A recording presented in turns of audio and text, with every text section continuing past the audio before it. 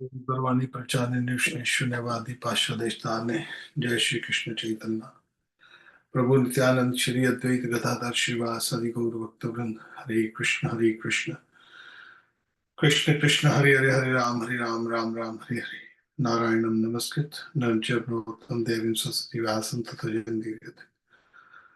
वाञ्छाकल्पतरुभ्यश्च सिन्धुभ्यश्च पतितानां पावनेभ्यो वैष्णवेभ्यो नमो नमः। तप्त कांचन गौरंगी राधे वृंदावनेश्वरी वृषभानुसुते देवी प्रणमामि हरिप्रिये। नमो ब्रह्मण देवाय गो ब्राह्मण तज्जत कृष्ण गुंदाय नमो नमः। तप्त कांचन गौरंगी राधे वृंदावनेश्वरी विश्वानुसुते देवी प्रणमामि हरिप्रिये। नमो ब्रह्मण देवाय गो ब्राह्मण तज्जत कृष्ण गुंदाय। आप सबका बहुत बहुत हार्दिक स्वागत है और हम भागवत से चर्चा करने की चेष्टा कर रहे हैं। और इस अध्याय में जो शुद्ध गोस्वामी परीक्षित महाराज को बतला रहे हैं कि किस तरह नारद जी ने अपने पिता ब्रह्मा जी से प्रश्न किए सृष्टि के विषय में और भगवान के अवतारों के विषय में, और ब्रह्मा जी अपने पुत्र नारद को बतला रहे हैं कि सृष्टि की रचना कैसे हुई। और इस प्रसंग में ये ना ब्रह्मा जी कहते हैं कि हे बेटा नारद, ये जो सृष्टि के रचयिता हैं वास्तव में मैं नहीं हूं, वास्तव में वो भगवान श्री कृष्ण है। सुपरफिशियली बाहरली से दिखता है कि मैं सब कुछ बना रहा हूं, परंतु ये जो बनाने की जो शक्ति है ये मेरे आराध्य भगवान श्री कृष्ण से मेरे को मिलती है, और उन्हीं के कारण मैं इस सृष्टि को रचने में समर्थ हूं। और जो भी कुछ है इसके लिए इंग्रेडिएंट्स, जो मसाला है, मिर्च मसाला या की जो भालू रेता सब कुछ बनाने के लिए जो सामग्री है वो भगवान कृष्ण के द्वारा ही मेरे को मिलती है, और बनाने की शक्ति भी उन्हीं से। तो वास्तव में जो बनाने वाले इस सृष्टि को हैं वो भगवान श्री कृष्ण है। हमारे आचार्य गण इसके विषय में और भी बतलाते हैं कि जिस तरह चंद्रमा की रोशनी होती है, चंद्रमा जब भी पूर्णिमा का रात होती है तो चंद्रमा खूब चमकता है, और वो जो चंद्रमा की रोशनी होती है वो चंद्रमा की नहीं होती, वास्तव में सूर्य की ही रोशनी होती है। सूर्य की रोशनी चंद्रमा पर पड़ती है और फिर यहाँ पर हमको उसका वितरण होता है, वो हमको रोशनी चंद्र की रोशनी मिलती है। तो इसी तरह हमको समझना चाहिए कि भगवान जो है वो सूर्य के समान है और ब्रह्मा जी वो चंद्रमा के समान है। या जो अन्य देवी देवता हैं जिनकी जितनी भी शक्तियां हैं उनको भगवान से मिलती हैं, और फिर वो जो शक्तियां हैं वो हम तक पहुंचती हैं। अब यहाँ पर ब्रह्मा जी नारद जी को लीला अवतारों के विषय में बताने लगे जिनकी चर्चा आगे होगी। अब ये लीला जो जितने भी भगवान की लीला अवतार हैं उन अवतारों के विषय में भगवान को सबसे पहले तो हमको ये समझ लेना चाहिए कि ये जो अवतार हैं भगवान इसलिए नहीं करते कि उन अवतारों के विषय में जब प्राणी को पता लगेगा मनुष्य के जीवन में या देवी देवताओं को, तो भगवान कुछ लंबे चौड़े हो जाएंगे या भगवान की पूजा होगी। भगवान अपनी पूजा करवाने के लिए नहीं आप अवतार लेते हैं, या भगवान अपने को कि दुनिया मेरे को जान जाए उसके लिए भी अवतार नहीं लेते। भगवान इसलिए भी अवतार नहीं लेते कि मेरे को लोग ऐश्वर्य का समझ लेंगे और पता लग जाएगा कि मैं सबसे महान हूं और मेरी पूजा हो, ऐसा भी नहीं है। भगवान ने गीता के अंदर एक बात कही है कि पुत्रणाय साधुना विनाशाय च दुष्टाम धर्म संस्थापनार्थाय संभवामि युगे युगे। भगवान अपने भक्तों के कल्याण के लिए अवतार लेते हैं, केवल भक्तों की प्रसन्नता के लिए, ताकि मेरे भक्त जो हैं मेरी लीलाओं का गुणगान कर कर मेरे पास पहुंच सकें, और उनको शत्रुओं को नाश करने की भी जरूरत नहीं है। शत्रुओं को नाश तो केवल उस संकल्प मात्र से कर सकते हैं, या वो जो शक्ति है अन्य देवी देवताओं को दे देते हैं। जिस तरह जब रक्तासुर नहीं मर रहा था देवताओं से, देवत रक्तासुर था उसका रक्त उसको मारते थे, उससे जो रक्त गिरता था एकदम नया असुर पैदा हो जाता था। अब त्राही त्राही हो गई सब जगह पर कि किस तरह मारे। तो भगवान श्री कृष्ण ने देवी दुर्गा को शक्ति दी, और वो जो शक्ति के कारण जो दुर्गा जी ने वो जो रक्तासुर को जब मारा, तो रक्तासुर को मारकर उसको खप्पर में उसका खून नीचे नहीं गिरने दिया, उसको पकड़ लिया, वो खून को नीचे गिरने ही नहीं दिया। इस तरह फिर रक्तासुर का अंत में उन्होंने उसका अंत किया। तो भगवान भले कोई भी असुर हो, भले कोई भी जो जो दैत्य शक्ति हो, आसुरी शक्ति हो, उसको भगवान किसी भी तरह खत्म कर सकते हैं, उसमें कोई उनको आने की जरूरत नहीं पड़ती। हम कई बार इस बात का मेंशन कर चुके हैं कि भगवान जब ये करते भी हैं, उसका अर्थ है कि जब आए भगवान आए हैं भक्तों के लिए, तो यहाँ कई बार जो काम नहीं होता देवताओं से भी, तो भगवान अपने हाथों से कर देते हैं। जैसे कोई सुनार हो, और हमारे पिताजी सोने का काम करते थे, सुनार थे, तो बहुत अनुभवी थे, बहुत एक्सपर्ट थे। तो जब किसी से काम नहीं होता था वो स्वयं करते थे, क्योंकि वो सबसे बड़े कारीगर थे, उनको उनकी ख्याति थी।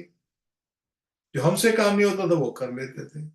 तो इसी तरह भगवान कई बार क्या होता है कि जो काम देवी देवता नहीं कर सकते, उनकी शक्ति से बाहर हो जाए, और भगवान अपने भक्तों के लिए आए हैं, तब देवी देवता त्राही त्राही जब करते हैं तो भगवान अवतार लेते हैं। अच्छा ठीक है, आपसे काम नहीं हो रहा, चलो मैं आता हूं। तो जब आते हैं तो उन लीलाओं का गुणगान कर कर जो भक्त हैं वो बहुत प्रसन्न होते हैं। अब ये जो हमारा इस अध्याय में जो है भगवान के लीला अवतारों की, हम कथा में नहीं जाएंगे, केवल उनकी एक एक उनमें क्या क्या कितने कौन कौन से अवतार हुए हैं, जो 24 अवतार हैं उनकी गणना होगी थोड़ी सी। और उसके बाद जो है भगवान जो राधा परीक्षित जो है वो आगे फिर और प्रश्न पूछेंगे शुकदेव गोस्वामी को इस अध्याय के बाद, क्योंकि यहाँ पर ब्रह्मा जी नारद, जो शुकदेव गोस्वामी है वही तो उनको कथा बता रहे हैं ये ब्रह्मा जी की परीक्षित को। तो उसके बाद परीक्षित और प्रश्न पूछेंगे, और उसके बाद जो है ब्रह्मा जी चतुश्लोकी भागवत कहेंगे, और उसके बाद वो बताएंगे कि किस तरह ब्रह्मा जी की उत्पत्ति हुई। अपने ब्रह्मा जी ही बताएंगे नारद को कि मेरी उत्पत्ति कैसे हुई। और फिर ब्रह्मा जी जो है भागवत की भगवान की स्तुति करते हैं अगले अध्याय में। तो चतुश्लोकी भागवत ब्रह्मा जी के विषय में जो अध्याय होंगे, 2-3 अध्याय, उसके बाद उद्धव और विदुर जी मिलेंगे, और इस सारे में जो ये प्रश्न उत्तर है उसके विषय में हम आगे चर्चा करते हैं। सबसे पहले ब्रह्मा जी कह रहे हैं, ब्रह्मा वाच, ब्रह्मा कहते हैं कि सबसे पहले भगवान अनंत भगवान ने प्रलय जल में डूबी हुई पृथ्वी का उद्धार करने के लिए वरा शरीर ग्रहण किया। वरा कहते हैं जो सुअर, वरा का अवतार लिया। और जब दैत्य हिरणाक्ष, सबसे पहला जो दैत्य था वो हिरणाक्ष था, उसके विषय में सब डिटेल में हम आगे करेंगे। तो हिरणाक्ष किस तरह इस पृथ्वी को यहाँ से भूमंडल से चोरी कर लेता है। अब आप सोचिए पृथ्वी को इतनी शक्ति उसमें। तो यहाँ पर जो जो दैत्य हैं, जो देवता और दैत्य हैं, अथाह शक्ति। अब जैसे भूमि है, भूमि भूमि देवी है, एक देवी है जो कि इस ग्रह को कंट्रोल करती है, इस भूमि को कंट्रोल करती है। तो जो अलग अलग ग्रह हैं, जैसे हम देखते हैं आज भी कोई चंद्र है, सूर्य है, या ये जो जितने भी राहु केतु ये ग्रह देखते हैं, तो यहाँ पर आपको ये ग्रह कंट्रोल किए जाते हैं देवताओं के कारण। और ये जो देवता हैं वो अपने देवलोक में रहते हैं, अलग देवलोक है, अलग दैत्य लोक है।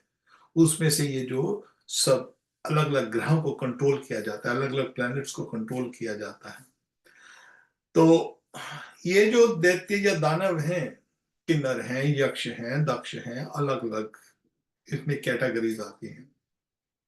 और उनकी तुलना के हिसाब से जो मनुष्य जीव है वो बहुत तुच्छ है। जैसे हमारी तुलना से हम कोई मच्छर देखें या कोई मक्खी देखें तो वो बहुत तुच्छ लगते हैं। हमारा जीवन 100 साल का, और मक्खी बेचारी 1-2 हफ्ते रहती है और मर जाती है, तो उसका 100 साल 2 हफ्ते का है। तो उसी तरह जो दैत्य हैं, जो दानव हैं, या जो देवता लोग हैं, वहां पर जो जीवन आता है वो वहां के 10,000 साल। उनका 10,000 साल का अर्थ है हमारा जो यहाँ का 1 साल है वो उनका 1 दिन है। तो 6 महीने की रात, 6 महीने का दिन। तो इस तरह उनका जो 24 घंटे हैं, उनके वो 10,000 साल, और वो भी बहुत जल्दी खत्म हो जाते हैं। हमारे हिसाब से उनके 36,05,100 साल, 36,50,000 साल उनके जो देवताओं के देवताओं के होते हैं। तो यहाँ पर ब्रह्मा जी कहते हैं कि हिरणाक्ष ने क्या किया, इतना शक्तिशाली था कि यह पृथ्वी उठाकर वो क्षीर सागर में ले गया। क्षीर सागर, जैसे हमने आपको बताया था कि जो महातत्व है, जो ब्रह्म ज्योति के अंदर जो काला हिस्सा है, महातत्व को भौतिक जगत कहा जाता है, उसमें असंख्य ब्रह्मांड है। असंख्य ब्रह्मांडों में असंख्य पृथ्वियां हैं, असंख्य सूर्य हैं, असंख्य चंद्रमा है। एक एक ब्रह्मांड में अपने अपने 33 कोट देवी देवता हैं, और इन सबको कंट्रोल करने वाले केवल एक वो है भगवान विष्णु। सबसे पहले कृष्ण, कृष्ण से बलराम जी, और बलराम जी से जो है जो तीनों विष्णु, उनका जब हम आगे आगे लीलाएं आएंगी तो उसमें ज्यादा डिटेल आएगी, जब ब्रह्मा जी की उत्पत्ति के समय। तो यहाँ पर जो दानव हिरण्यक्ष सबसे पहला जो अवतार भगवान लेते हैं इस क्रिएशन में, ये क्रिएशन चलती रहती है। तो जब प्रलय आती है, फिर महाप्रलय, एक प्रलय होती है फिर एक महाप्रलय होती है। तो महाप्रलय में सब सृष्टि जो है विष्णु जी के मुख में समा जाती है, और फिर जब भगवान विष्णु महाविष्णु सांस लेते हैं तो फिर सृष्टि का रचना होती है, और सोती है और जागती है। जिस तरह आप देखते हैं कि 6 महीने जो है वो सर्दी का मौसम आता है तो सब कुछ सूख जाता है, ऐसा लगता है जब सब सूख गया है। मगर जब ऋतु आने लगते, वसंत ऋतु आने लगते, सब सब हरियाली हरियाली हो जाती है।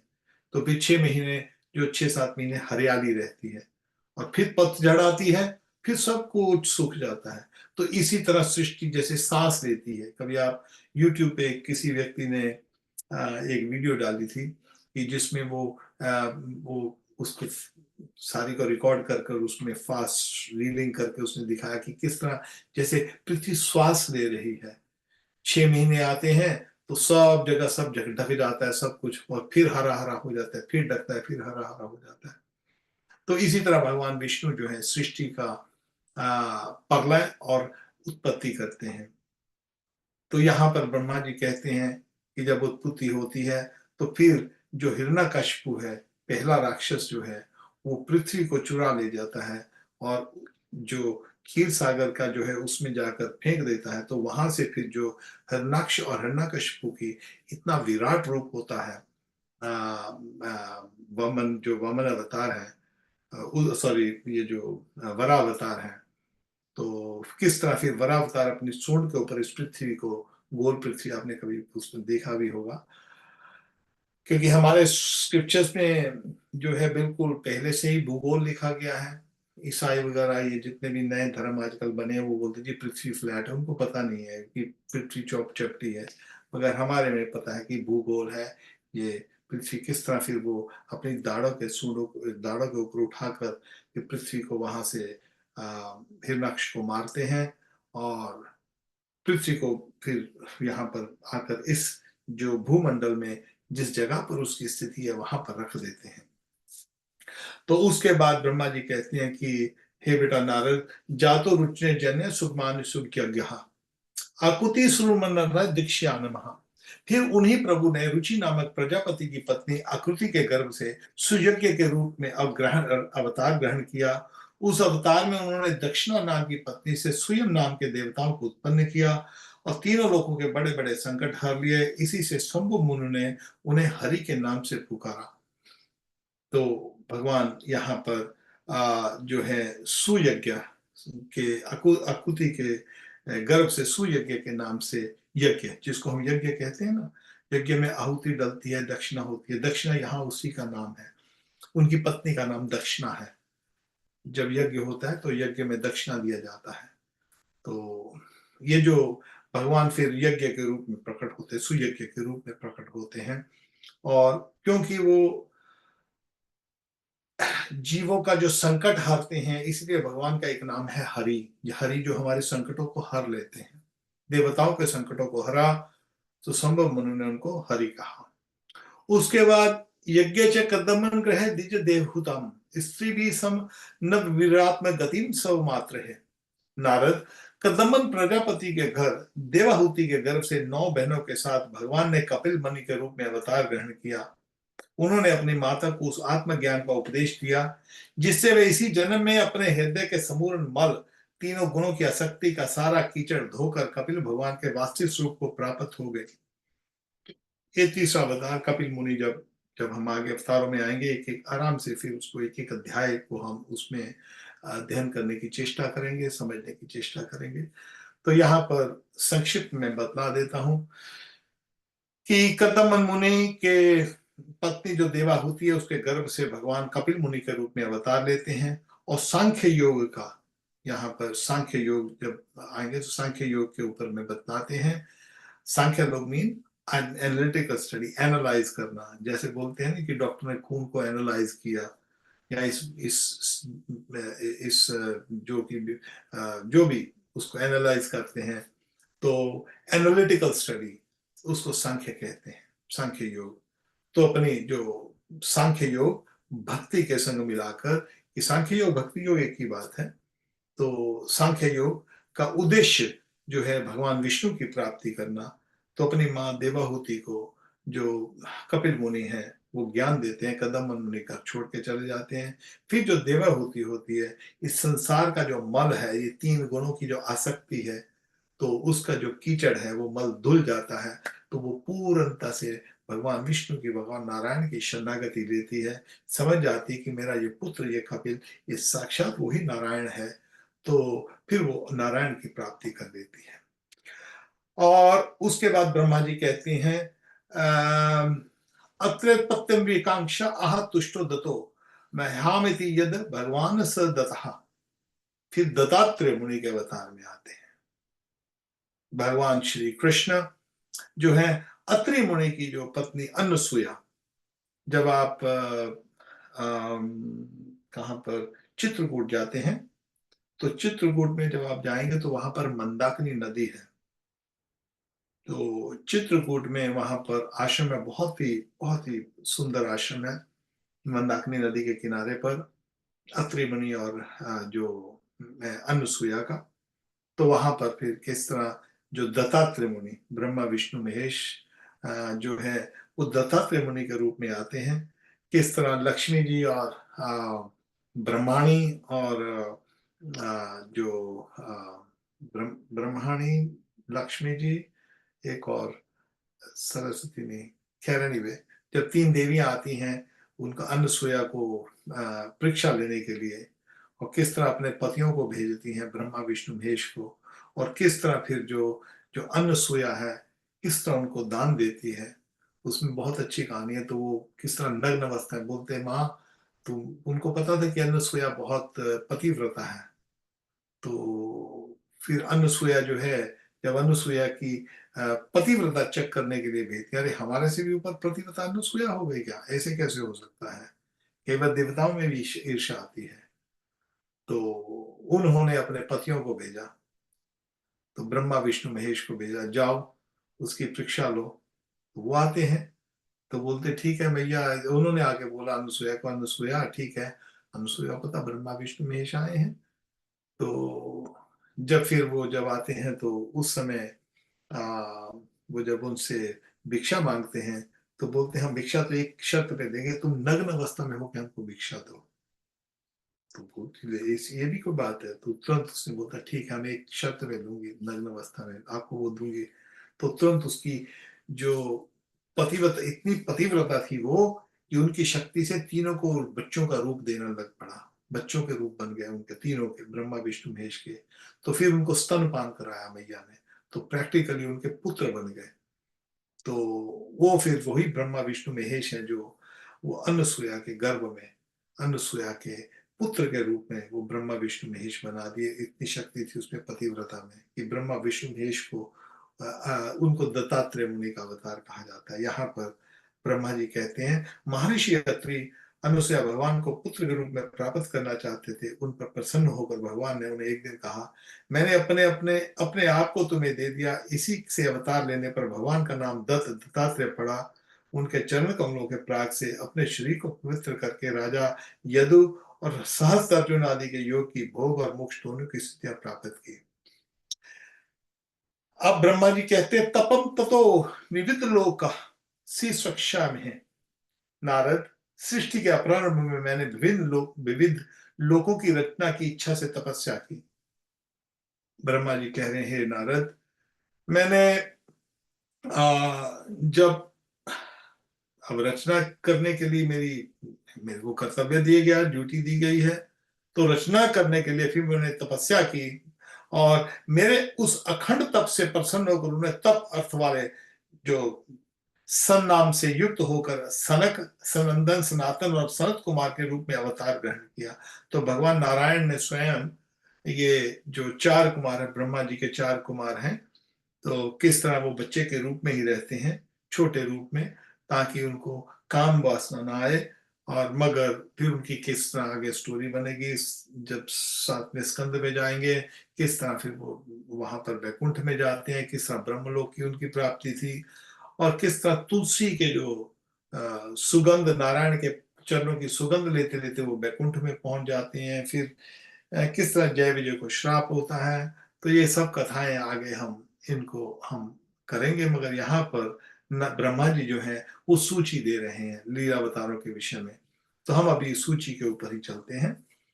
तो यहाँ पर कहते हैं ब्रह्मा जी, नारद, सृष्टि के क्रम में मैंने विविध लोकों को रचने की इच्छा से तपस्या की। मेरे उस अखंड तप से प्रसन्न होकर उन्हें तप अर्थ वाले सन नाम से युक्त होकर सनक, स्नंदन, सनातन और सनत कुमार के रूप में अवतार ग्रहण किया। इस अवतार में उन्होंने प्रलय के कारण पहले कल्प के भूले हुए आत्मज्ञान का ऋषियों के प्रति यथावत उपदेश दिया, जिससे उन लोगों को तत्काल परम तत्व का अपने हृदय में साक्षात्कार कर लिया। क्योंकि वो बहुत ये चार कुमार जो हैं ये भगवान के अवतार ही हैं। और किस तरह फिर उन्होंने भागवत की भी जो शुरुआत की है वो चार कुमारों ने की है। और फिर उस आगे कहते हैं धर्म की पत्नी दक्ष कन्या मूर्ति के गर्भ से वे नर नारायण के रूप में प्रकट हुए। उनकी तपस्या का प्रभाव उन्हीं के जैसा है। इंद्र की भेजी हुई काम की सेना अप्सराएं उनके सामने जाते ही अपना स्वभाव खो बैठी। वे अपने हाव भाव से उन आत्म रूप भगवान की तपस्या में विघ्न नहीं डाल सकी। तो यहाँ पर नर नारायण ऋषि, जो भक्त लोग बद्री नारायण गए हैं, वहां पर जो भगवान जी हैं वो यही नर नारायण ऋषि हैं। तो ये जो दक्ष कन्या मूर्ति के गर्भ से जिन्होंने जन्म लिया नर नारायण ऋषि में, जो नर है वो अर्जुन जी हैं और नारायण जो है भगवान श्री कृष्ण हैं। ये दोनों नर नारायण के अवतार में यहाँ पर बद्री नारायण में प्रकट होते हैं। और वहां पर जो इंद्र की जो काम की सेना, वहां पर एक दो अप्सराएं नहीं भेजी, वहां पर इंद्र ने नर नारायण को प्रभावित करने के लिए, तपस्या में विघ्न डालने के लिए, उनको नहीं पता था कि ये भगवान है। तो इंद्र, उसका सिंहासन डोल जाता है। वो हमेशा यही रहता है कि मेरा कोई सिंहासन ना छीन कर ले जाए, मेरा राज ना छीन कर ले जाए। तो वहां पर फिर जब नर नारायण की जो परीक्षा के लिए वहां पर इंद्र जो है वो अप्सराओं की सेना भेजते हैं, एक आध अप्सरा नहीं भेजते। जैसे आपने बोला ना रंबा या अलग अलग वो विश्वामित्र मुनि को भी जब वहां पर भेजते हैं, अप्सरा भेजते हैं, तो एक अप्सरा से विश्वामित्र मुनि गिर जाते हैं। और यहाँ पर वो इंद्र जो है वो अप्सराओं की सेना भेजता है, मगर वो जो सेना है वो विफल हो जाती है, तपस्या में विघ्न नहीं डाल सकती नारायण ऋषि की। तो इस तरह आगे नारद जी फिर कहते हैं नारद शंकर आदि महान बाबा अपनी रोष भरी दृष्टि से कामदेव को जला देते हैं, परंतु अपने आप को जलाने वाले असह्य क्रोध को वो नहीं जला सकते। वही क्रोध नर नारायण के निर्मल हृदय में प्रवेश करने से पहले ही डर के मारे कांप जाता है। फिर भला उनके हृदय में काम का प्रवेश तो हो ही कैसे सकता है। गीता के विषय में बताते हैं यहाँ पर ब्रह्मा जी कह रहे हैं कि शंकर जो है, शंकर जी कामदेव को जला देते हैं। कामदेव कामदेव शंकर जी के सामने नहीं टिक सकता, मगर शंकर जी में एक बार शंकर जी still क्रोधित हो जाते हैं। उनकी तीसरी आंख खुल जाती है। जब तीसरी आंख खुल जाती है तो भयंकर तांडव करते हैं। तो यहाँ पर ब्रह्मा जी कहते हैं कि शंकर के सामने क्रोध फिर भी उनमें क्रोध रह जाता है, मगर भगवान नारायण के सामने, नर नारायण ऋषि के सामने जो क्रोध है वो डर के मारे, निर्मल स्वभाव, उनका हृदय इतना निर्मल है नर नारायण ऋषि का कि जो क्रोध है वहां कांपने लग जाता है, वो जा ही नहीं सकता। कामेश क्रोधेश जुगन समुद्भव महाष्ण महापापमा विद्यन विहितारिणम। अर्जुन पूछता है विषय में, गीता के अंदर इस विषय में। तो फिर जो कि ये सब कुछ अनाज को करते हुए किस तरह हम फिर भी कोई बुरा कर्म कर बैठते हैं, क्यों करते हैं, तो उसके विषय में भगवान कृष्ण कहते हैं कि अर्जुन, ये काम के कारण है। ये क्रोध, काम कामेश क्रोधेश, ये काम काम वासना जब पूरा नहीं होती तो व्यक्ति को क्रोध आ जाता है।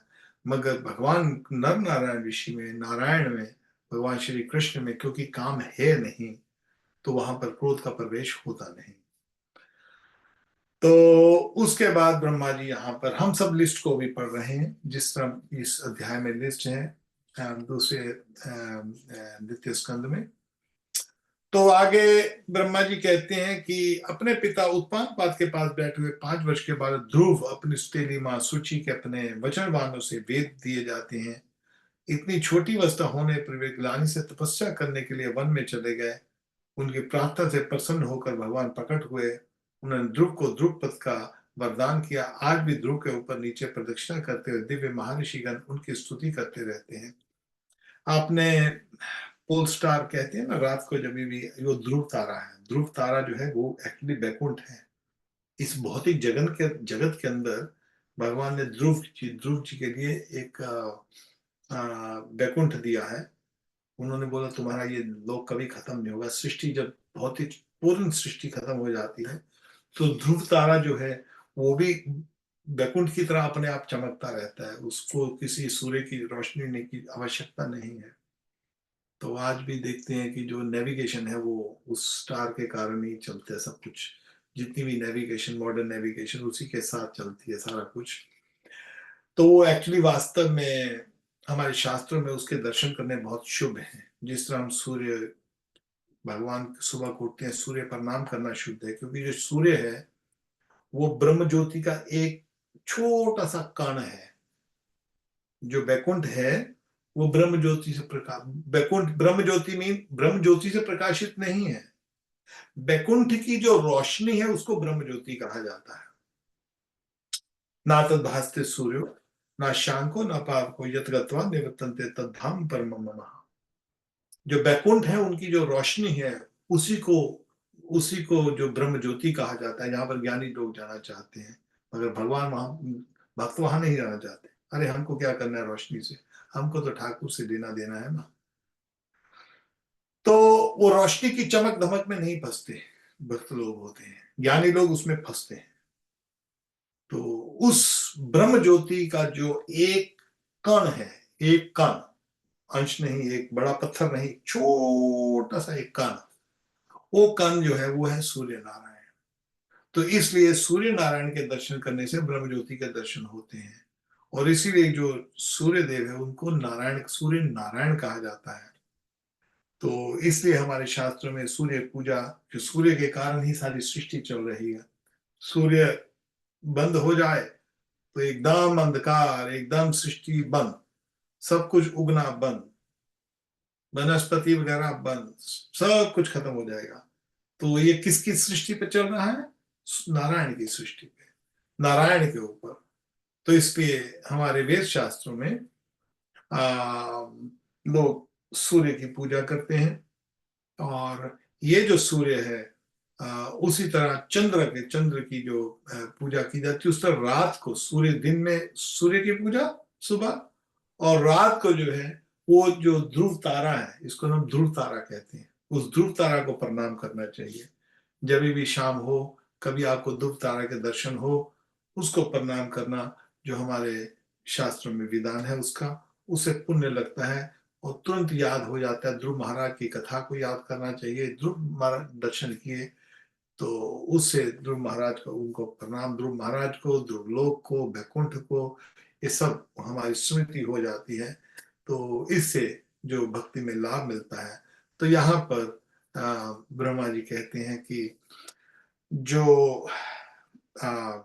उतानपाद के 5 वर्ष के ध्रुव महाराज जो है, और ध्रुव महाराज ने जो किस तरह तपस्या की मधुबन में, मधुबन जो कि मथुरा में है, वृंदावन में, तो जब हम उसके ऊपर आएंगे ध्रुव महाराज के, तो वहां पर तब कथा कहेंगे उसके विषय में। उसका जगह का नाम है ध्रुव टीला। किस तरह से ध्रुव महाराज ने वहां पर भगवत प्राप्ति की।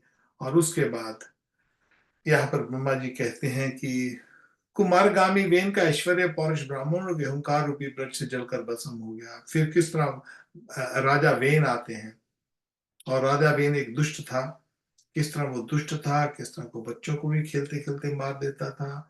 तो फिर किस तरह वो जो राजा जो जो वेन है, उसके पुत्र के रूप में फिर पृथु महाराज, किस तरह फिर राजा वेन का शरीर का मंथन हुआ, फिर किस तरह फिर पृथु महाराज ने वहां पर राज किया। तो भगवान जो पृथु हैं वो भी भगवान कृष्ण नारायण के अवतार हैं। आगे ब्रह्मा जी यहाँ पर कह रहे हैं कि राजा नाभि की पत्नी सूर्यदेवी के गर्भ से भगवान ने ऋषभदेव के रूप में जन्म लिया। फिर यहाँ से ऋषभदेव के रूप में जन्म लेते हैं भगवान। और कई लोग इससे बनाते हैं कि जो ऋषभदेव के में से ही ये जैन मत और ये बुद्ध मत जो है, ये ऋषभदेव की टीचिंग्स के ऊपर फॉलो कर कर उन्होंने एक अपना मत बना लिया। कल युग में वो मत बनेगा, तो शास्त्र में आगे जब हम देखेंगे तो उसमें पढ़ेंगे हम आगे। तो इसके बाद ब्रह्मा जी कह रहे हैं कि भगवान यज्ञ पुरुष मेरे यज्ञ स्वर्ण के समान कांति वाले है ग्रीव के रूप में अवतार लिया। किस तरह जो है ग्रीव, जो भगवान अवतार लेते हैं कि जो वेदों की रक्षा करते हैं, उसमें फिर हैग्रीव के अवतार में आते हैं, जो भी घोड़े के रूप में भगवान अवतार लेते हैं। और फिर किस तरह वेदों की रक्षा करते हैं, और वेदों जो कि चुरा लिए जाते हैं ब्रह्मा जी की, तब बुक्स तो होती नहीं थी, स्मृति स्मृति से वेद होते थे। फिर किस तरह से स्मृति से उन्होंने वेदों को चुराते, तो किस तरह फिर हैग्रीव जो है उन वेदों को वापस ब्रह्मा जी के लिए लेके आते हैं। और आगे ब्रह्मा जी यहाँ पर फिर कहते हैं कि अगला जो अवतार है वो मत्स्य रूप में भगवान आते हैं। उसके जो है चाक्षुष मनवंतर के अंत में भावी मनु सत्यव्रत ने मत्स्य रूप भगवान को अवतार दिया कि उस समय पृथ्वी रूप नौका के आश्रय होने के कारण वे समस्त जीवों के आश्रय बने। प्रलय के उस भयंकर जल में मेरे मुख से गिरे वेदों को लेकर वे उसी में विहार करते हैं। फिर उसके बाद यहाँ पर कहते हैं कच्छप रूप कुर्मा, जब आगे सागर मंथन होगा, और सागर मंथन के समय फिर किस तरह मंदराचल पर्वत जो है, मंदराचल पर्वत अभी भी भारत में है, आप अभी भी उसके दर्शन कर सकते हैं। तो उस पर्वत के ऊपर अभी भी जो जो वासुकी की जो जो मथनी बनाई गई थी, जिसे मथन मथन किया था देवताओं ने और दानवों ने, तो वहां पर अभी भी उस पर्वत के ऊपर ऐसे लाइन लगी हुई है। तो वो लाइन अभी भी आप देख सकते हो। तो वो जो पर्वत है उठाकर समुद्र में फेंका गया, और ये वाला समुद्र नहीं, तो समुद्र में फेंका गया। फिर किस तरह देवी देवता और जो जो दानव है समुद्र को मंदराचल पर्वत से मंथन करते हैं। अब उसका भार कौन सहेगा, इतना बड़ा पर्वत समुद्र में डालोगे तो समुद्र में डूब जाएगा। अब क्या करें, तो वो समस्या खड़ी हो गई। तो फिर जो भगवान है वो कच्छप रूप में आते हैं, कच्छप रूप में, कुर्मा के रूप में, कुर्मा अवतार। भगवान अपनी पीठ के ऊपर कुर्मा का रूप लेकर, कच्छप रूप लेकर, फिर जो मद्राचल पर्वत है, कि कच्छप पानी में तैरता तैरता है, भगवान तो डूब ही नहीं सकते क्या पानी में। तो फिर वो कच्छप के रूप में जल में जाते हैं, और उनके ऊपर जो है वो मंदराचल पर्वत रखा जाता है। फिर किस तरह मथनी होती है, तो फिर भगवान उस कच्छप के रूप में अवतरित होते हैं। और उसके बाद फिर जो है देवताओं को भगवान यहाँ पर ब्रह्मा जी बताते हैं। फिर उसमें फिर मोहिनी अवतार भी होता है, किस तरह फिर मोहिनी अवतार अवतरित होते हैं और किस तरह वो फिर शंकर तक को मोहित कर लेते हैं मोहिनी अवतार में।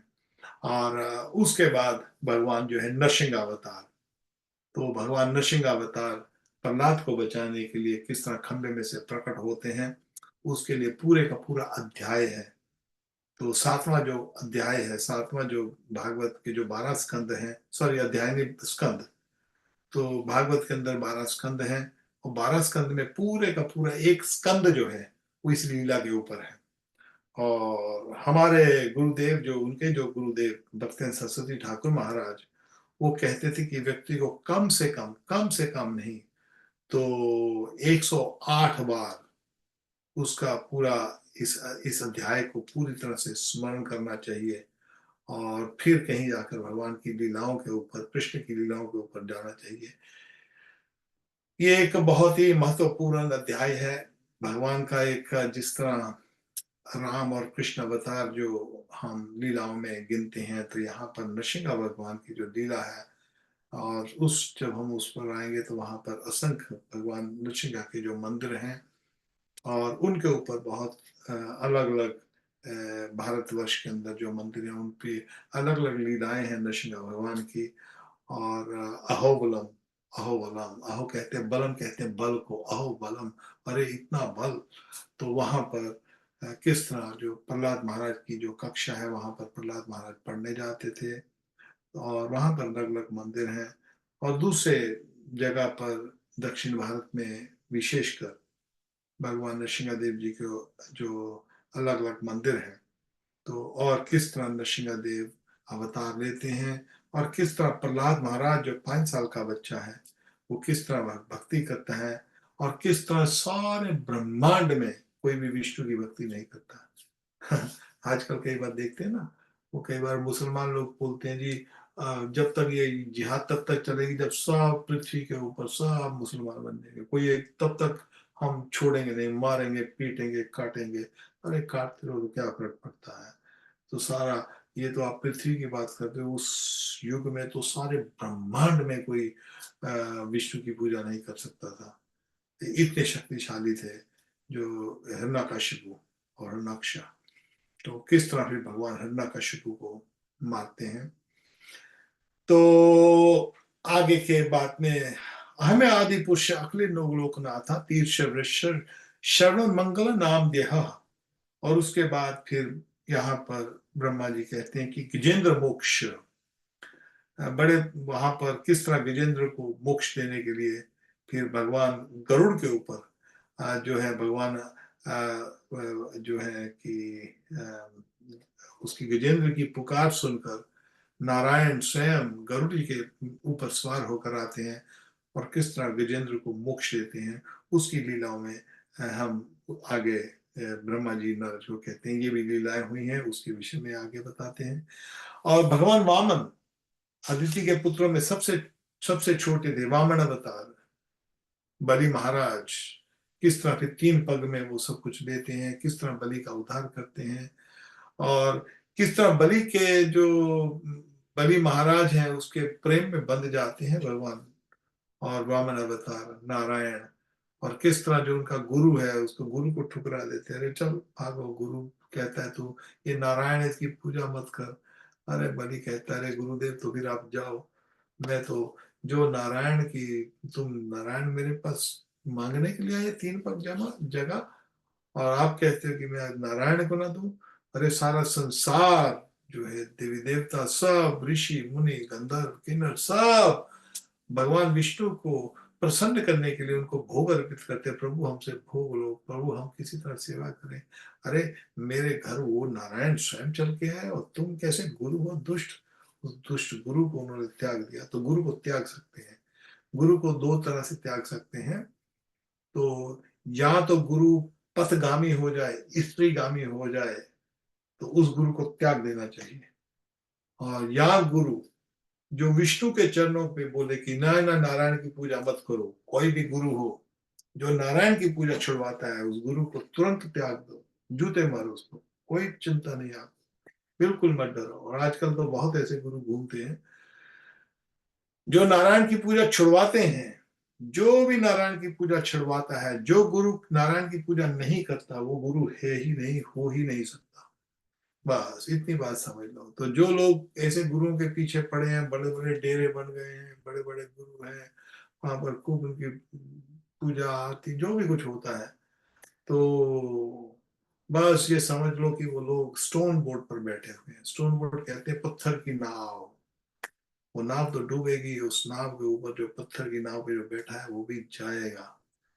तो इसलिए ये इसका पूर्ण जो आ, जब हम उस अध्याय पे आएंगे वामन अवतार में, तो वामन अवतार के बारे में वहां पर ब्रह्मा जी कहते हैं। उसके बाद नारद जी जो कहते हैं ब्रह्मा को ब्रह्मा, फिर हंस के रूप में भगवान आते हैं।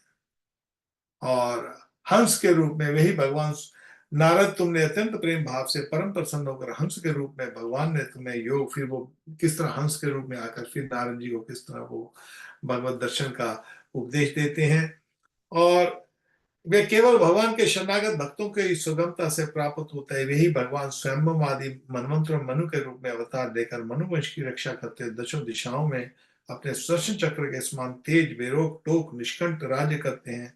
तीनों लोकों के से के ऊपर सत्य लोक तक उनके चित्र कमनीय कीर्ति फैल जाती है। उसी रूप में समय समय पृथ्वी के भारभूत दुष्ट राजाओं को दमन भी करते हैं।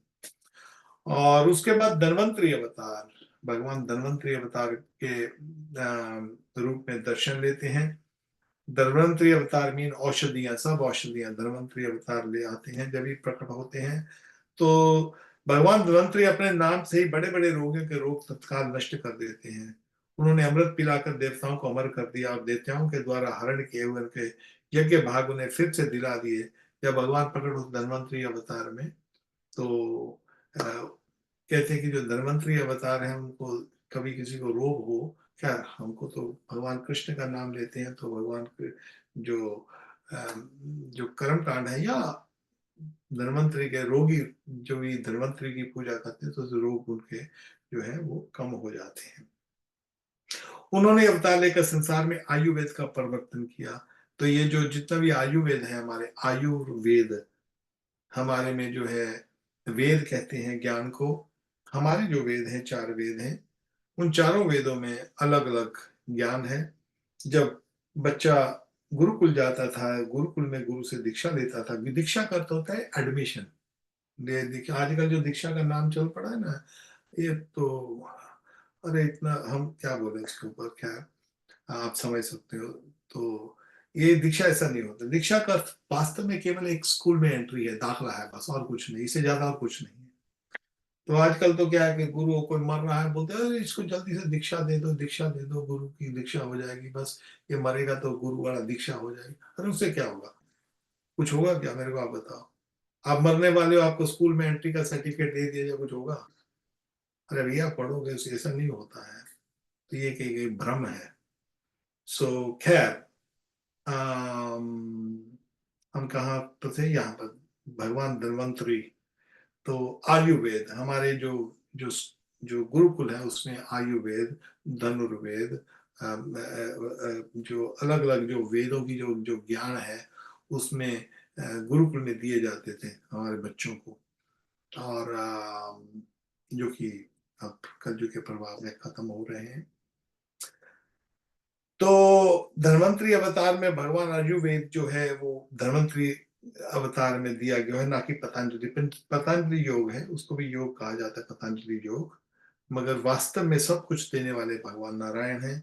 और ये सब कुछ आयुर्वेद जो है, वेदों में जो जो नॉलेज है आयुर्वेद की, आयु आयु कहते हैं लाइफ को। तो आयु के विषय में जो वेद है, जो दवाइयां हैं, वो हमारे वास्तव में धन्वंतरी अवतार से शुरू होते हैं। फिर भगवान परशुराम के रूप में यहाँ पर, परशुराम के 21 बार उन्होंने अपने फरसे से जो है वो क्षत्रियों का जो संहार किया। उस लीलाओं के आगे जब आएंगे तो उसके विषय में भी डिस्कस करेंगे। तो यहाँ पर फिर भगवान ने पूरा चैप्टर है, अभी यहाँ पर भी काफी डिटेल में, वहां पर फिर मायापति भगवान हम पर अनुग्रह करने के लिए अपने कलाओं भरत शत्रुघ्न और लक्ष्मण के साथ श्री राम के रूप में इक्ष्वाकु के वंश में अवतीर्ण होते हैं। इस अवतार में अपने पिता की आज्ञा का पालन करने के लिए अपनी पत्नी और भाई के साथ वे वन में निवास करते हैं। उसी समय उनके विरोध करके रावण उनके हाथों मरता है। त्रिपुर विमान को जलाने के लिए उदन शंकर के स्नान, जिसमें भगवान राम शत्रु की नगरी लंका को भस्म करने के लिए समुद्र तट पर पहुंचते हैं। उस समय सीता के वियोग के कारण बढ़ी हुई क्रोध अग्नि से उनकी आंखें इतनी लाल हो जाती हैं, तो यहाँ पर कि उनकी दृष्टि से समुद्र के मगरमच्छ, सांप, ग्रह आदि जीव जलने लगते हैं और भय से थर थर कांपता समुद्र झटपट उन्हें मारक दे देता है। तो यहाँ पर ब्रह्मा जी कह रहे हैं नारद को, हे नारद, फिर भगवान राम के रूप में अवतारित होते हैं। और वो नारायण भगवान कृष्ण जब राम के अवतार रूप में आते हैं तो भरत शत्रुघ्न और लक्ष्मण के संग आते हैं। और जिस समय आते हैं यहाँ पर वो थोड़ी सी यहाँ पर दे रहे हैं, 9वें अध्याय में तो पूरा फिर राम जी का अवतार के विषय में जो है वो बतलाया जाएगा। मगर यहाँ पर वो कह रहे हैं थोड़ा सा, अरे जब आते हैं तो जो समुद्र है उनको रास्ता नहीं देता, मगर भगवान ने केवल क्रोध मात्र से राम जी ने देखा, इसको राम जी कहते हैं। केवल लोग, राम जी ने हमको दिखाया कि किस तरह मर्यादा में रहते हैं, परंतु जब समुद्र रास्ता नहीं है, राम जी ने ऐसा एक एक दृष्टि मारी तो उसमें सब महाबाहों के जितने जीव जंतु हैं, जो समुद्र का जल खोलने लग गया केवल उनकी दृष्टि मात्र से। तो तब समुद्र देव को पता लगता, अरे ये मैंने क्या किया। तो उसी समय तुरंत फिर जो समुद्र है उनको रास्ता देता है। तो जब रावण की कठोर छाती से टकराकर इंद्र के वाहन रावत के दांत चूर चूर होकर चारों ओर फैल गए थे, जिसकी दिशाएं सफेद हो गई थी, वह दिग्विजय रावण घमंड से फूटकर हंसने लगा था। वही रावण जब श्री रामचंद्र की पत्नी सीता को चुरा कर ले जाता है और लड़ाई के मैदान में उनसे लड़ने के लिए गर्व पूरा आता है, तब भगवान श्री राम धनुष की टंकार से उसका घमंड प्राणों के साथ तत्काल विलीन हो जाता है। तो यहाँ पर फिर वो कहते हैं कि जो रावण है, रावण को कोई मार नहीं सकता था। कि किस तरह भगवान जो है, सब देवता जब नारायण के पास जाते हैं क्षीर सागर पर, तो वहां पर फिर नारायण की स्तुति करते हैं और फिर भगवान कहते हैं ठीक है तुम जाओ और मैं आता हूँ, मैं अयोध्या में जन्म लूंगा अपने चारों अवतारों के साथ।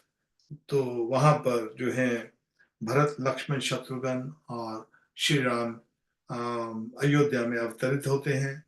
और जो 33 कोटि देवी देवता हैं वो किस तरह दंडक वन में बालों और बंदरों के रूप में प्रकट होते हैं, और फिर किस तरह भगवान वहां पर अयोध्या पहुंचते हैं और फिर किस तरह रावण का अंत करते हैं, सीता मैया को वहां पर से लेके आते हैं।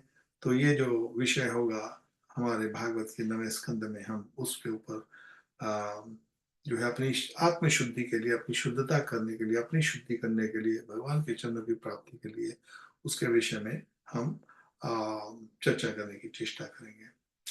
उसके बाद फिर यहाँ पर कह रहे हैं कि भगवान फिर कृष्ण और बलराम जिस समय झुंड के झुंड दैत्य पृथ्वी को रौंद डालेंगे, उस समय उनका भार उतारने के लिए भगवान बलराम और कृष्ण के रूप में कलावतार ग्रहण करेंगे।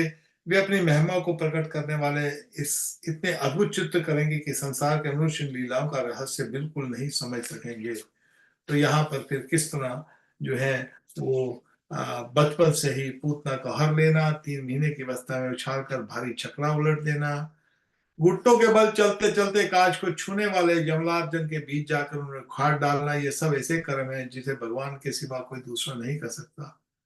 जब कालियानाग के विष से दूषित हुआ यमुना जल पीकर बछड़े और गो बाल मर जाएंगे, तब वे अपनी सुमति कृपा दृष्टि से वर्षा से ही उन्हें जीवित कर देंगे और यमुना जल को शुद्ध करने के लिए वे उसमें विहार करेंगे तथा विष की शक्ति से जीव लग पाते कालियानाग को वहां से निकाल देंगे।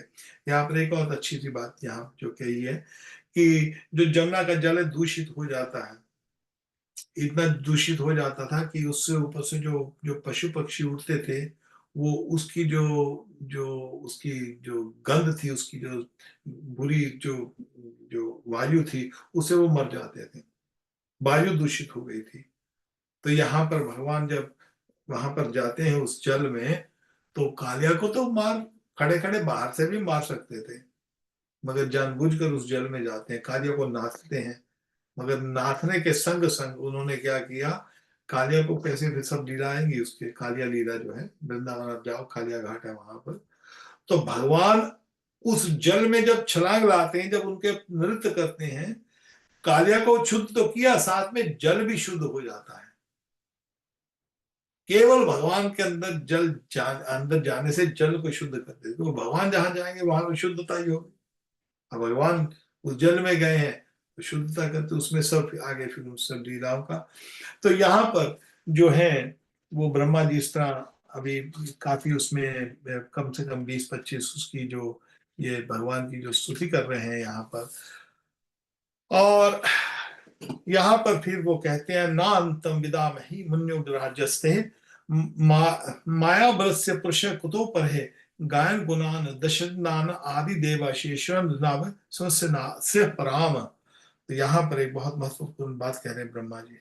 ब्रह्मा जी कह रहे हैं, अरे भैया, समस्त सृष्टि की रचना और संसार करने वाली माया उनकी एक शक्ति है। ये सब सृष्टि जो चल रही है, सब कुछ जो चल रहा है, कितनी देखो आप, अभी आपने देखा कि अमेरिका में वो एलए में आग लगी, तो कहते हैं कि उससे पहले कोई वहां पर कोई बॉलीवुड का, जहां पर बॉलीवुड है, तो वहां पर कोई प्रोग्राम चल रहा था, तो उस प्रोग्राम में उन्होंने चैलेंज किया, अरे गॉड, थोड़ी गॉड सबसे बढ़िया, जहाँ गॉड को डिफेम किया, जैसे गॉड को, तो उससे खैर उससे तो नहीं होता, सारी दुनिया काफी ऐसे लोग कह रहे हैं गॉड को, कई कुछ कहते हैं। तो मगर कहते हैं उनके करने के बाद ही 24 घंटे में वहां पर प्रलय हुई। प्रलय कैसी, आग अभी भी बुझ नहीं रही वहां पर। तो इसी तरह जब टाइटैनिक था, जो टाइटैनिक बनाने वाला था, उसने बोला even God can not sink this ship. तो टाइटैनिक जब बना था तो उसने भी एक एक बार बोला, ये इस जो जो मैंने ये शिप बनाया है टाइटैनिक, इसको गॉड भी नहीं डूबो सकता, मगर वो पहले ही वॉयज में वो डूब गया। तो यहाँ पर जो शक्ति है भगवान की, और ये जो आग है कोई भी नहीं बुझा सकता, भले अमेरिका हो, भले रशिया हो, भले कोई भी शक्ति से शक्तिशाली देश हो, ये आग तभी बुझेगी जब भगवान वहां से ऊपर से वर्षा करें। तो उसके समस्त यहाँ पर ब्रह्मा जी कहते हैं कि ना अंत, अरे भगवान की ये जो सृष्टि है, ऐसी ऐसी अनंत शक्तियों के साथ आश्चर्य स्वरूप को मैं जानता हूँ। ब्रह्मा जी कहते हैं ये जो सारा संसार है, ये टोटल संसार, ये समस्त सृष्टि सृष्टि समस्त सृष्टि का अर्थ है केवल ये पृथ्वी, या ये जो, जैसे मुसलमानों में, ईसाइयों में तो कहते हैं जी ये एक पृथ्वी है और उसके लिए एक स्वर्ग है, एक नरक है, बस एक जहाँ स्वर्ग में सड़ो तो या नरक में ऐश करो, बस उनके पास और कुछ है नहीं, तीन तीन चीजों से सिवा। मगर हमारा जो सनातन धर्म है, इसमें तो असंख्य ब्रह्मांड है। अरे एक स्वर्ग क्या, असंख्य स्वर्ग हैं, असंख्य हमारे अतल वितल पुतल सुतल, असंख्य हमारे नरक हैं, वहां पर 28 और नरक हैं, और फिर एक ब्रह्मांड है, ऐसे असंख्य ब्रह्मांड है। तो भगवान कहते हैं ये समस्त सृष्टि जो है, समस्त सृष्टि का अर्थ है अध्यात्म और भौतिक सृष्टि, केवल महातत्व की सृष्टि नहीं, ऊपर जो भी जितनी भी सृष्टि है। तो भगवान की ये सारी सृष्टि करने वाली मायाओं की एक शक्ति है बस। भगवान की अनंत शक्तियां हैं, एक शक्ति है वो। गीता में पढ़ते हैं ना, एकांश जगत, अरे ये जो सारा जगत है एक अंश में मैंने स्थित किया हुआ है। ठाकुर जी कृष्ण कहते हैं, कहने वाला कोई है क्या? कोई नहीं कह सकता, कोई कर नहीं सकता, मगर हमारे ठाकुर ही कहते हैं। हमारे ठाकुर जी कहते हैं ये सारी सृष्टि जो है तो ये तो एक अंश है मेरा।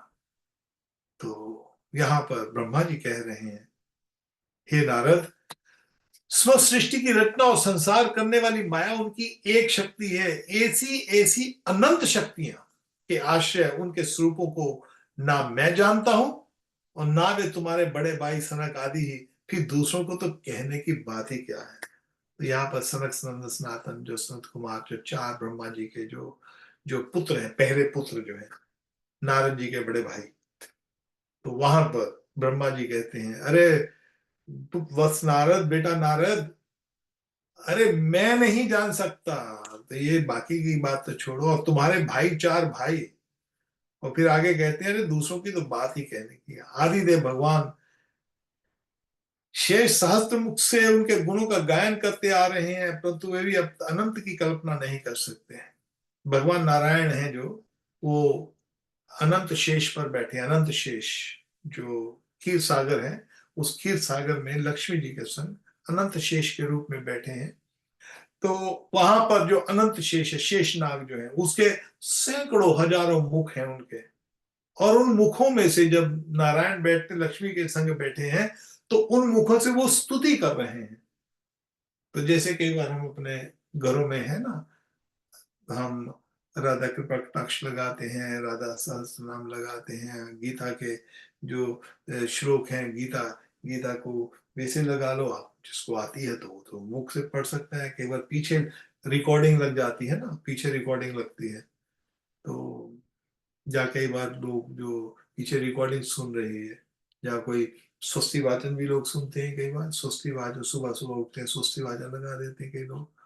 तो उसी तरह नारायण, हमारे नारायण भगवान कृष्ण जो है, नारायण के रूप में जब लक्ष्मी जी के संग शेषनाग पर बैठे हैं, तो ब्रह्मा जी कहते हैं बस नारद, वो शेषनाग है, हजारों मुखों से स्तुति कर रहे हैं नारायण की, कृष्ण की, और वो भी अभी तक उनकी स्तुति को नहीं कर सके। तो हमारी और आपकी तो बात, बाकी किसी की तो बात ही छोड़ो। तो अभी भाई कोई कोई व्यक्ति था, मेरे को हफ्ता दो हफ्ते पहले को वृंदावन में कुछ कोई प्रश्न पूछा, तो बोलते एक संस्था वाले हैं, वो ये बोलते हैं जी बस कृष्ण को हम ही जानते हैं, बाकी वो कृष्ण को नहीं जानता। तो मेरे को हंसी आ गई। मैंने बोला भैया वहां पर ये संस्था वाले बहुत बढ़िया है, 2-4 ब्रह्मचारी 2-4 श्लोक सीख लेते हैं, और फिर बोलते हैं कि हमको ही कृष्ण का पता है, किसी को पता नहीं। अरे कितनी बड़ी मूर्खता है। ब्रह्मा जी कहते हैं भैया मैं नहीं गुणगान गा सकता, और मेरे 4 जो सनक सनंदन मेरे पुत्र नहीं गा सकते। अरे शेष नाग नहीं गा सकता, शेष नाग भी अभी तक उनके गुणों गुणों को समझ नहीं सकता। और आजकल के ये संस्था वाले पता नहीं कहाँ से लोग आके आ जाते हैं ऐसे, जो बोल देते जी हम कृष्ण को समझ गए। कृष्ण को नहीं समझ सकते। जो भी कुछ हम गाते हैं, कृष्ण का नाम जप लेते हैं, जो भी उनका गुणगान करने का हमको अवसर मिलता है, ये केवल और केवल उनकी कृपा है, उनकी अहेतु की कृपा। इसलिए हमको 24 घंटे ये याद रखना पड़ेगा, थोड़ा सा भी घमंड, ये घमंड कर नहीं सकते। अरे बड़े बड़े ऋषि मुनि हुए हैं, उन्होंने स्तुति गाई है कृष्ण की। ये 2-4 श्लोक याद कर कर, और 2-4 प्रचार करके, 1-2 मंदिर बनाकर, और 2 10 20 50 हजार चेले पकड़ कर वो बोल दो कि हम बहुत बड़े कुछ गुरु महात्मा ये वो बन गए, नहीं बन सकते। हमारे में कहा गया है कि जो शुक्र विष्ठा, पूजा लाभ प्रतिष्ठा शुक्र विष्ठा, शुक्र कहते हैं स्वर को। तो जब कोई हमको कोई प्रशंसा करे, भक्ति के अंदर ये सबसे बड़ी जो है, ये समझ लो दुर्गति है, समझ लो हमारी दुर्गति शुरू। जो अपनी पूजा लेना शुरू कर दिए, महाराज जी हो, इतने बड़े महाराज जी पूजा ले रहे हैं दिन रात। अरे आजकल तो इंटरनेट पे लोग चढ़ जाते हैं, और फिर खूब लोग उनके हजारों करोड़ों उनकी पूजा करते हैं लोग। ये बहुत बड़ा डेंजरस काम है। जो सही साधु महात्मा वो पूजा करवाते नहीं है, वो भाग जाते हैं, पूजा से भागते हैं। जो लोग पूजा करवाते हैं ना अपनी, तो समझ लो उनका पतन शुरू। और जो सही साधु संत हैं, वो पूजा के से दूर भागते हैं। हमारे शास्त्र में कहा गया है पूजा लाभ प्रतिष्ठा शुक्र विष्ठा, ये शुक्र की विष्ठा के समान है भगवान की। इसीलिए जो भक्ति है, बहुत ध्यान से, सीक्रेटली, बड़े गुप्त मय से किया जाता है, किसी को पता ही ना लगे हम भक्त हैं। तो भक्ति का पता लगेगा तो लोग प्रशंसा करेंगे, प्रशंसा करेंगे तो मन में घमंड हो जाएगा। तो इसलिए भक्ति में आगे बढ़ने का सबसे बड़ा रास्ता यही है, विनम्रता। और मगर हम की कुछ थोड़ा सा कोई हमको कोई अपशब्द बोल दे तो मन में दुख लग जाता है, और प्रशंसा करे तो मन में लड्डू फूटते हैं। तो जब मन में लड्डू फूटते हैं जिस व्यक्ति के, समझ लो वो अच्छा नहीं है। तो यहाँ पर ब्रह्मा जी कहते हैं कि ये जो उनकी अम, ये जो भगवान को समझना, इस सब के विषय में बात है। अच्छा, आज का समय हो गया है, तो आज यहाँ पर हम विश्राम देते हैं अपनी कथा को। तो यहाँ पर जो परीक्षित के प्रश्न होंगे, और कृष्ण के विषय में अभी स्तुति चल रही है, मगर यहाँ तक उन्होंने इस तरह, वो बोलते हैं कि इस तरह भी भगवान यहाँ पर अवतार लेते हैं, और अंत में भगवान जो है कल की अवतार लेते हैं। तो हम आगे का विषय हम अगले सप्ताह शुरू करेंगे। किसी का कोई प्रश्न हो, किसी भक्त का कोई प्रश्न हो, को पूछना चाहता है तो आप मेरे को पूछ लीजिए। तो हम मिनट के, हरे हरे कृष्ण कृष्ण प्रभु जी। कोई नहीं, एक एक बार हाँ, वेणु माधुरी को। अच्छा, पहले कौन बोला था? हरे कृष्णा प्रभु जी। हाँ, सहदेव, राधे श्याम सहदेव। प्रणाम प्रभु। हाँ, बोलिए। प्रभु जी, आपने वो तारे के बारे में बताया, तो उसको रात के बाद कैसे देखा जाता है? नहीं, ध्रुव तारा आपको दिखाई देगा आकाश में सुबह, जब सबसे सबसे चमकीला तारा वो ध्रुव तारा ही होता है। तो जब आपको, जब भी शाम हो तो आपको ध्रुव तारा दिखाई दे तो उसको प्रणाम कर दीजिए, बस इतना ही, और ज्यादा नहीं। प्रणाम कर दीजिए तो आपको याद रहेगा कि ये ध्रुव महाराज का लोक है और ये बैकुंठ है। और इसका कभी नाश नहीं होता। सृष्टि की नाश होता है, इसका नाश कभी नहीं होता। तो इसलिए उनको प्रणाम करना आपके लिए, भक्ति के लिए अच्छा है। ठीक है। जी, और प्रभु जी, आपने पिछली क्लास में ब्रह्म ज्योति वगैरह और महातत्व के बारे में दफा बताया था, तो रिपीट कर देंगे, इस बारे में आपने क्या बताया था? मेरे को भी याद नहीं है मैंने क्या बोला था। मेरे को याद नहीं, क्या मेरे को भी कौन से, कई बार कुछ चीजें होती हैं ऐसे, सब याद नहीं रहता क्या बोला था मैंने।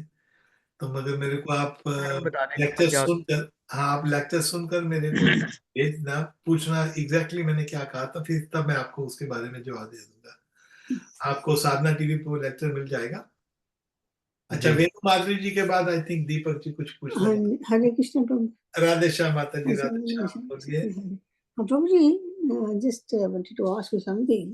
हाँ, You know this, मान लो किसी के, कोई बंदा है बहुत घमंड वाला है, अहंकार बहुत है, ठीक है। ठीक है, बहुत अहंकार है उस बंदे में। हम्म। तो उस बंदे से कैसे, I mean how can you, means कि he want to show down everybody, means crooked inside, yeah, somebody's very crooked inside, yeah. Hmm. How to handle and how to deal with such a person, how to put that person right to senses. दूर रहिए, दूर रहिए, उसमें दूर रहिए। और ऐसे जो व्यक्ति से आप दूर रहना अच्छा है, क्योंकि दुष्ट व्यक्ति से थोड़ा दूर रहते हैं। अब आप उसको दुष्ट कहते हैं कि ऐसे व्यक्ति को आप ज्ञान देने जाएंगे तो वो और गुस्से हो जाएगा। तो उससे थोड़ा सा दूर रहिए। हाँ, वो आपको आपको बोलेगा कि आप बहुत, आपको अहंकारी बोलने लग जाएगा, अरे आप तो बहुत अहंकारी हो, आप तो हमको ऐसा बुलाते हो, आप ये नहीं। वो अच्छा है, वो हमारे मन में हमको ये देखना है, प्रभु हमको अपने को अपन बचाने के लिए हम इससे दूर रह रहे हैं, अपने किसी घमंड के लिए नहीं। तो हमको जब कोई व्यक्ति कुछ बुरा बोलता है तो उसको पॉजिटिविटी लेनी है, पॉजिटिविटी ऐसा लेनी है, अच्छा है, आप हमारे लिए बुरा ही सोच रहे हो, घमंड से नहीं। उसे ये होता कि अपने में विनम्रता रहेगी। तो अपने को प्रोटेक्ट नहीं करना, बस दूर रहिए थोड़ा सा उस ऐसे व्यक्तियों से, थोड़ा सा ट्राई करिए। कभी नहीं दूर रह सकते तो आप अब कोई बहुत कोई नजदीकी आदमी है या घर में ही कोई ऐसा प्राणी है, तो फिर तो ठाकुर को प्रार्थना कीजिए। बस हम तो यही कह सकते हैं, थोड़ा सा दूर है तो थोड़ा सा उससे डिस्टेंस रख लीजिए, ठीक है ना। Do means, see, sometimes you get basically, it's like you have some sort of you can say a business with him, some kind of, yeah. The person wants to take away everything from you.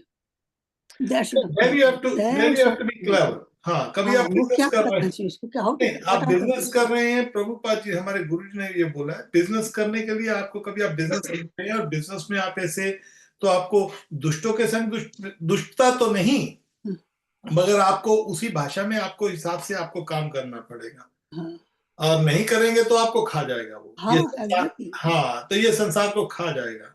तो उसमें वो आपको सिद्धांत याद रखना है, वो जो नारद जी और सर्प वाला, कोई सर्प था, हाँ सर्प ने नारद जी को मिला, नारद जी ने उसको बोला, महाराज जी हम क्या करें?" बोले, बेटा तुम ऐसा करो, तुम भगवान का नाम लो, नारायण का।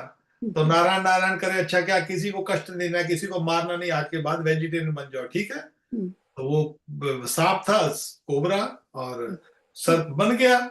अब आता है तो साल भर आते तो सर्प, बच्चे उसको मार रहे हैं, उस पे खून हो रहा है, पत्थर मार रहे हैं। तो सर्प बेचारे की हालत बहुत खराब थी। अब गुरु की आज्ञा कि किसी को कुछ मारना नहीं, वेजिटेरियन बोलना है, किसी को कुछ डसना नहीं। तो जब फिर वो जो नारद जी आते हैं, अरे बस तेरे को क्या हुआ? अरे गुरुदेव आपने बोला था किसी को डसना नहीं, किसी को कुछ कहना नहीं, अब ये बच्चे मार रहे तो मैं क्या करूं, मार खा रहा हूं। तो तब नारद जी ने कहा, नहीं ऐसी बात नहीं है, तेरे को मैंने डसने के लिए बोला, डसो मत, मगर तेरे को ये थोड़ी बोला फन मत दिखाओ। तो फन रखो, दिखाओ। हाँ तो भक्ति में भी ऐसे ही करना है। जो भी हम कभी संसार में बैठे हैं, दुष्ट लोगों से मिल रहे हैं, तो दुष्टों से देवताओं को भी कई बार झगड़ा करना पड़ता है। हाँ एग्जैक्टली। तो इसलिए कोई दुष्ट आदमी है, तो अहंकारी दुष्ट है, तो उसमें आपको उसके साथ झगड़ा करने में कोई पाप नहीं। तो देवताओं को भी झगड़ा करना पड़ता है दानवों के संग। तो और ठाकुर जी भी अगर देवता की साइड लेते हैं, तो फिर हाँ, बस ये देखना है कि हम में वैसी दुष्टता ना आए, और इस तरह आपको रखना है, ठीक है। ठीक, थैंक यू। ठीक है, जय राधे माता जी, जय राधे। अच्छा, किसी और का प्रश्न? ठीक है, किसी और का? ठीक है, तो किसी का प्रश्न नहीं है, तो हमारी लिस्ट जो आज की है वो अवतारों की खत्म हुई है। तो हम आगे जो है राजा परीक्षित क्या प्रश्न पूछेंगे, उसको प्रश्नों के विषय में क्या चर्चा करते हैं, उसके विषय में हम अगले सप्ताह करेंगे। मगर हाँ, हमारा बुधवार को हमारा गीता का प्रोग्राम दोबारा हम शुरुआत करेंगे। तो गीता के ऊपर हम आप सबसे बुधवार को मिलेंगे, और अपनी आत्मशुद्धि के लिए भगवान का जो है, जो भी हम आपस में सब लोग कथा का कहने और सुनने का हम लाभ उठाएंगे। ओके, निताई गौर, राधे श्याम, जय राधे, जय राधे, जय प्रभु, अच्छा। राधे श्याम, राधे श्याम सबको।